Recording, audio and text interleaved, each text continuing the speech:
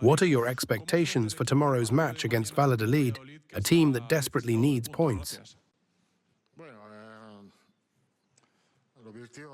Our objective is clear. We reached the top of the league table in the last La Liga match, and we want to maintain our position. This is an important moment in the league, and we have to take advantage of it to stay in first place. Tomorrow will be the 8th match in 25 days.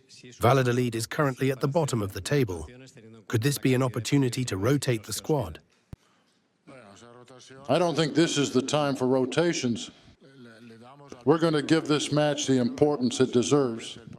It's a very important game for us, and as I've said before, we want to maintain our leadership, so I'll field the best team possible.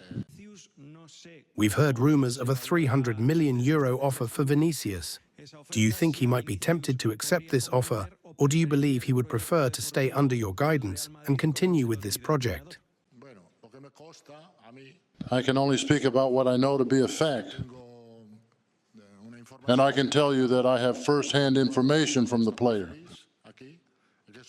Vinícius is very happy here, and he especially wants to make history at this club, at Real Madrid. He, like everyone here, shares the same mentality.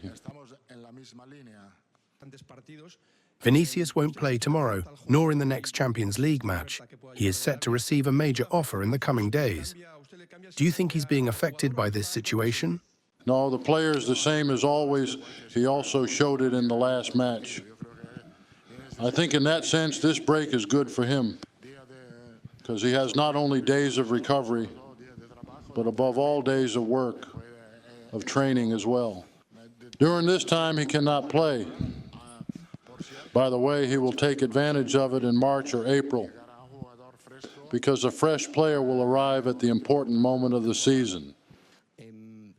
Tomorrow will be the second La Liga match without Vinícius.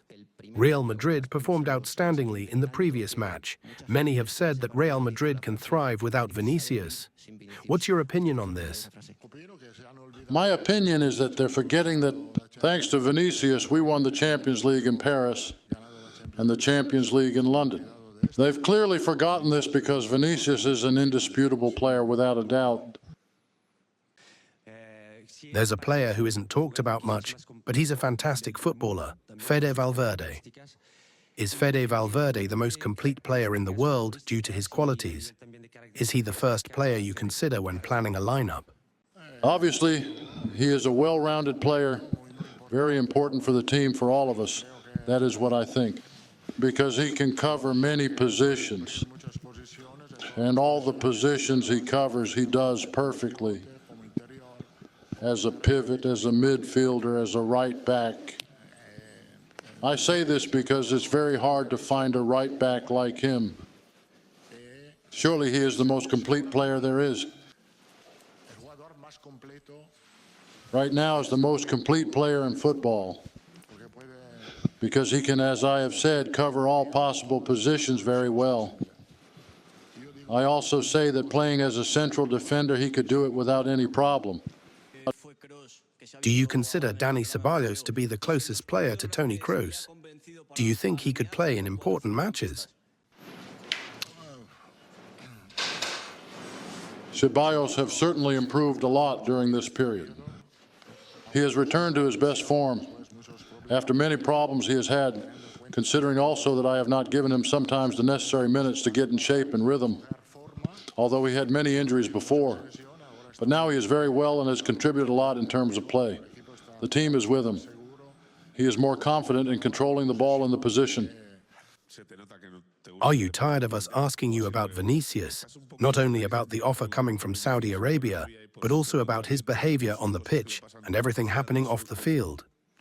No, no, no, no. Also, these days I have reflected a little that I have gotten angry too many times at the press conference. I don't have to do it because I know why, but I don't really have to do it. I have to be calmer and to keep myself in control. So there is no problem. It doesn't bother me to be asked about Vinícius. Will Tchouaméni be fit to play tomorrow? Yes, Tchouameni is fine and is back with us after the small issue he had. You've said that to win titles, the team needs to be strong defensively. Do you think your players have understood your message to maintain a solid defensive block? Do you think they've absorbed it? Yes, they have it internalized because we already talked about it. We have talked about it many times during these periods of time, and we will continue to talk about it. I think we also give talks during the trainings. In the few trainings we do, the defensive aspect is more important than the offensive one now. So little by little, the team understands it and gradually improves. Rodrygo is in great form, scoring 8 goals and providing 3 assists in recent matches. What do you think has improved in Rodrygo's game to see this progression? I think what stands out about Rodrygo right now is his consistency, something he hasn't had in the past. When he was a player who stood out a lot in some matches and then a bit less in others. During this period, he has scored many goals, provided many assists, and also played very consistently in games. So I think this stands out at the moment. You've said that the club's objective isn't to prioritize giving academy players game time, yet 7 have already debuted this season. Do you still adhere to the same concept of work? No, it's still the same. The idea is always the same. It's to win the games. Then if the homegrown players play and we win the games, well, they deserve to play. I think the youth players at this moment, especially in defense, have taken advantage of the fact that we've had injury problems.